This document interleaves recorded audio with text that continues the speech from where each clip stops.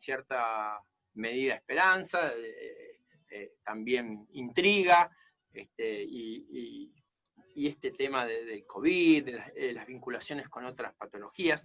Y para ello vamos a estar hablando con Mirna Biglione. Ella es médica investigadora principal del CONICET, investigaciones de biomédicas, retrovirus, SIDA, y es miembro, digamos, de la Asociación Argentina de Alergia e Inmunología Clínica y docente de la Facultad de Medicina de la Universidad de Buenos Aires. Hola Mirna, ¿cómo estás? Hola, buenas tardes, buenos días, ¿cómo están Bien, ustedes? bien, ¿todo bien? ¿Todo tranquilo allí en Buenos Aires? Todo tranquilos acá, todos y todas, y bueno, hoy es un gusto estar de nuevo con vos, Gustavo, la verdad que una alegría.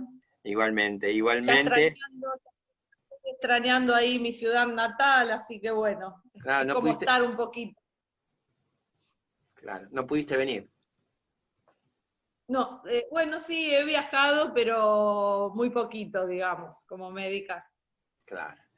Bueno, a ver, vamos por partes. Primero se conmemora, digamos, el Día Mundial del HTLV1. Bueno, fue el 10 de noviembre.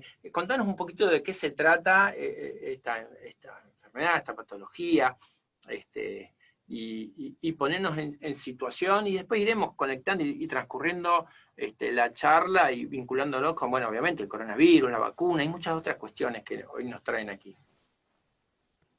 Sí, bueno, vamos a empezar porque uno dice HTLV y la mayoría de las personas no saben qué es, ¿no? Uno dice HIV o VIH y suena muy fácil, ya todos estamos naturalizados con esas siglas. Y HTLV es similar, si uno se pone a pensar, H de humano, TL viene las siglas en inglés, o sea que estaría al revés, L de linfocitos T, porque este virus, la B corta de virus, este virus le gustan los linfocitos T, tiene tropismo por los linfocitos T, los TCD4 sobre todo, al igual que el VIH, ¿sí? Hay dos tipos de HTLV.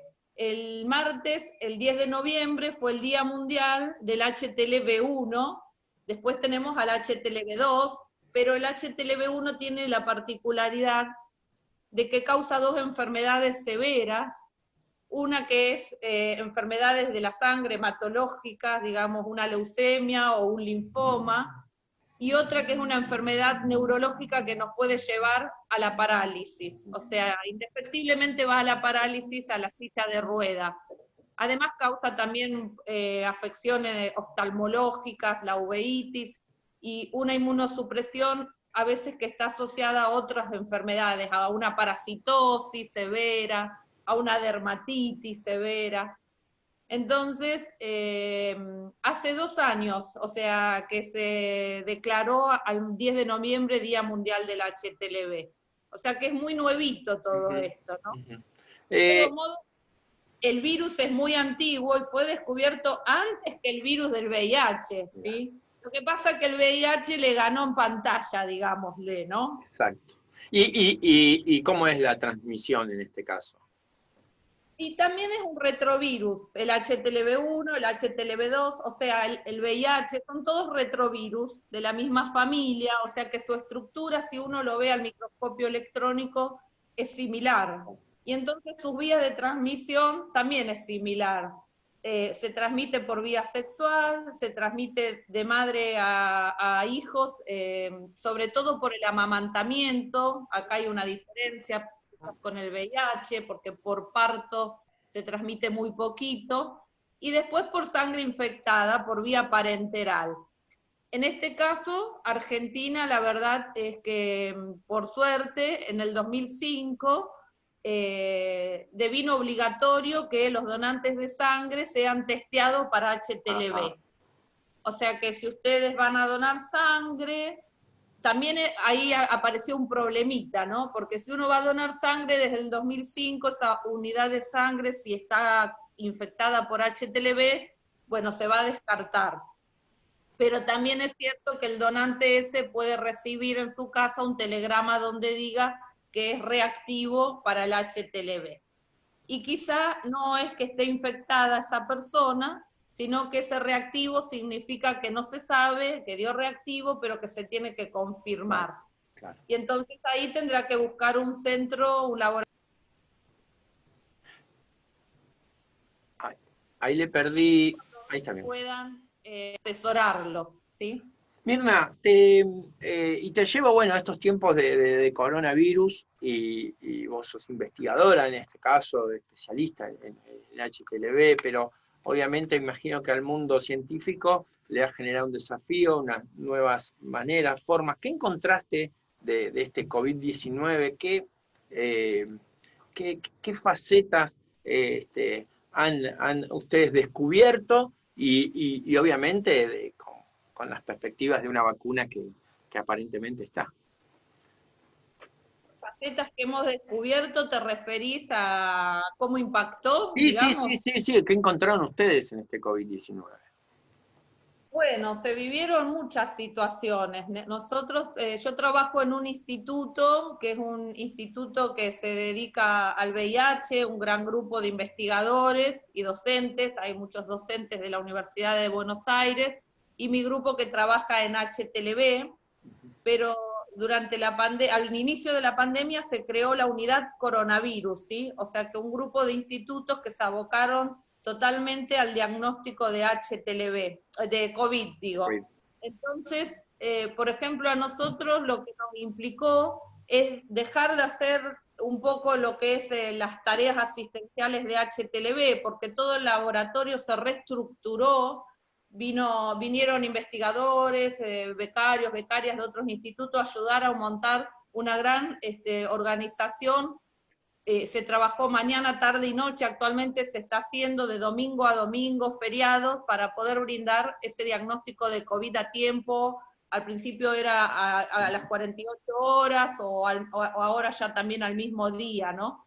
Entonces, esto impactó en que nosotros que recibimos muestras de sangre de la mitad de las provincias del país para hacer la confirmación de HTLV, lo tengamos que dejar en paréntesis, porque no es una urgencia, porque acá hay una diferencia del HTLV con el VIH, es que si a uno le dicen que es positivo, no hay un tratamiento para dar mientras uno sea asintomático, ¿no?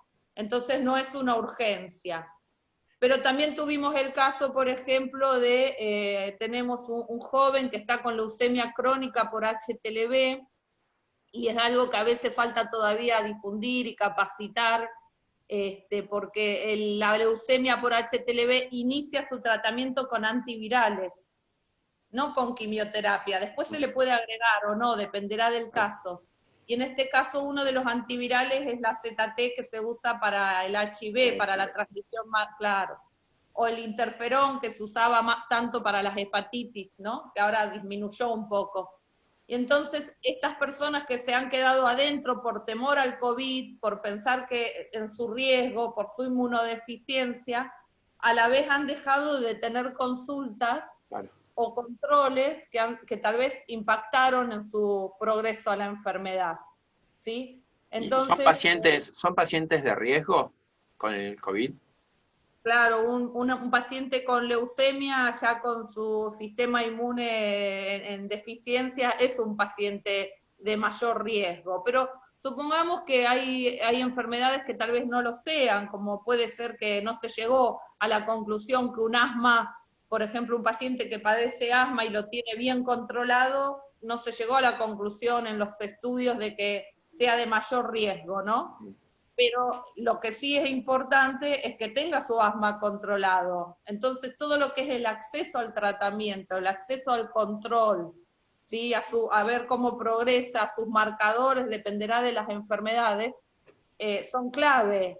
Y eso fue un problema, no solo acá en el país, ¿no? A nivel general, con esta pandemia, digamos, ¿no? Mirna, ¿cómo están viendo el tema? Obviamente acá la gran incertidumbre y la luz al final del camino es la vacuna. Hoy han habido grandes avances o anuncios de grandes avances, de una alta efectividad. ¿Cuál es tu mirada y qué crees que haya algo ya de concreto? ¿Y qué noticias tienen ustedes como investigadores en referencia a esto?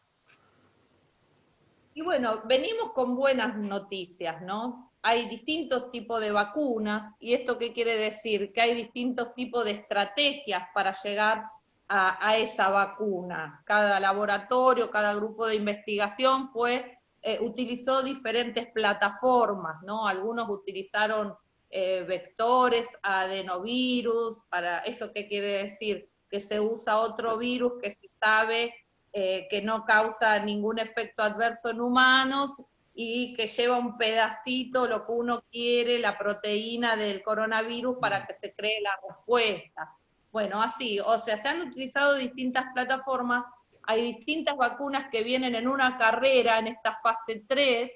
Cuando hablamos de fase 3 ya hablamos de 30.000 voluntarios, 40.000 voluntarios, generalmente son adultos mayores de 18 años, sin factores de riesgo, personas sanas. Hay una de las vacunas chinas que también la están ensayando en niños, pero el punto es que todas están en fase 3 aún. Algunos con más voluntarios, otros con menos voluntarios. Todas pasaron fase 1 y 2 con buenos resultados, con sus publicaciones en buenas revistas internacionales de ciencia, o sea, están publicados los datos. En estas primeras fases, donde la fase 1 se incluyen decenas de personas, 10 personas, y la fase 2 centenares de 100, 200, 300 personas, algunos utilizaron más o menos voluntarios o juntaron dos fases en una. Pero lo que tenemos que saber es que se están terminando esas fases 3, ¿sí? Con buenos resultados podemos decir también con respecto a los efectos adversos, porque si bien se frenó una por un caso, por dos casos, lo cual no es mucho, pero quiere decir que se frenaron, pero se retomaron, quieren decir que vienen bien.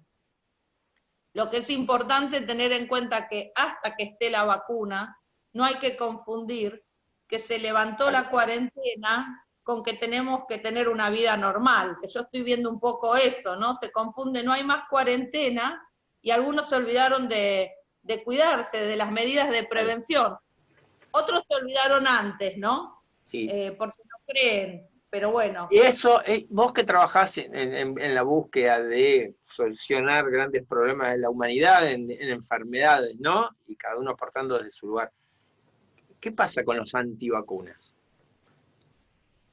Y bueno, a mí es un grupo que realmente me causa mucha tristeza que esté sucediendo, este grupo antivacunas, que es un grupo muy organizado de manera internacional, que ha llegado a nuestro país con médicos y científicos formando parte de ellos, y que cada uno en este mundo tiene la libertad de pensar como quiera. El punto es que cuando yo estoy tratando de convencer a otros cuáles son los fundamentos, yo nunca escuché a ninguno de ellos que me explique por qué están en este grupo realmente, cuál es el fin último de este grupo, qué pretenden o a dónde van. Porque de última, por ejemplo, nosotros tenemos a nivel nacional un calendario de vacunas obligatorios muy efectivas, muy de avanzada, ejemplo a nivel internacional. Y realmente gracias a eso hemos combatido y estamos combatiendo muchas enfermedades. Todos sabemos que cuando se dejaron de vacunar a algunos niños de sarampión hubo casos graves, o sea que más ejemplo que eso, pero yo no veo hablar al grupo antivacuna de esos casos. Entonces a veces los vemos a dar ejemplos de un caso de un efecto adverso contra miles de personas o de niños que se han salvado, pero no vemos hablarlo de los casos que llegaron a una polio o a enfermedad severa por no vacunarse. Por ejemplo, esto no quiere decir que uno no tenga que tener un pensamiento analítico, expectante, por ejemplo, con estas nuevas vacunas, y de decir, bueno, pero yo quiero saber cuáles son los resultados de los estudios. Y está muy bien que así sea. Esperemos, veamos, qué dan, y el que quiere ser voluntario, que lo sea. Y listo, nadie está obligando a nadie a ir a ser voluntario, ¿se entiende? Totalmente, totalmente. Ahora, te voy a agregar algo porque vos dijiste mi lucha contra, bueno, En realidad, mi objetivo y el de mi grupo, la doctora Carolina Berini, una paciente Emma Moyano, que ella vive con HTLV1, nosotros y nosotras estamos hace muchos años solicitando a un programa de salud de nuestro Ministerio de Salud que se incluya el HTLV dentro de alguno de los programas. Porque no es suficiente con que sea obligatorio cuando uno va a donar sangre. Después resulta que no hay difusión, las siglas no se saben, y nosotros tenemos en Salta y Jujuy una prevalencia de 3%, o sea, es área endémica para el HTLV1. Entonces es área endémica para la parálisis y para las leucemias o linfomas que causa. Y sin embargo no se conoce el tema de algo que las primeras publicaciones en nuestro país son de 1989, ¿no es cierto? Y si uno googlea nuestro grupo y otros grupos del país que son referentes, el martes conversamos con el doctor Remondegui en Jujuy, por una radio de allá, y él ve casos de las parálisis por HTLV1. Entonces, la prevención tendría que difundirse para poder cortar la transmisión, como ahora tendría que difundirse la importancia de que nos cuidemos con los tapaboca nariz, no tapabocas, tapaboca nariz, porque si no lo usan por la mitad, ¿sí? Y el lavado de manos, y que pues sigamos cuidando a nuestras personas de riesgo, ¿no? Con el COVID. Bueno, Mirna, te agradezco el contacto de siempre y bueno, estaremos a disposición. Hoy tenemos programa reducido porque hay fútbol ahora, así que tenemos que ir cortando. Pero te agradezco, bueno, tu tiempo, tu espacio y tu dedicación. Fuerza con los reclamos también del CONICET por una mejora salarial a todos todas los profesionales y las profesionales que están ahí. Y bueno, hasta cualquier momento. Eso que dijiste es muy importante, porque la ciencia en nuestro país es un orgullo. Cuando se vio ahora que si se quieren producir test nacionales, se pueden producir test nacionales. Pero esto es gracias a investigadores que están por detrás y algunos ganando salario en la línea de pobreza, sin un convenio colectivo de trabajo que se inició en el 2015, pero nunca llegó a un fin, sin paritarias prácticamente, o con un 7 ahora hace poco que se abrieron por los reclamos, y entonces creo que todo tiene que tener su justo equilibrio. Seguro que sí. Pero bueno, seguiremos. Está bueno que esté el partido de fútbol, porque algunos tal vez ya no están escuchando y nos ayuda a difundir y a tomar conciencia del cuidado que hay que tener. Ojalá. Así que bueno, gracias Gustavo, y seguimos en la próxima. Seguimos. Chao, Mirna. Gracias a todo el equipo. Gracias a vos. Allí pasaba Mirna Biglione, ella es investigadora del CONICET, y bueno, haciéndonos un repaso de todo lo que aconteció en estas épocas, ¿no? de COVID y los vínculos con otras enfermedades.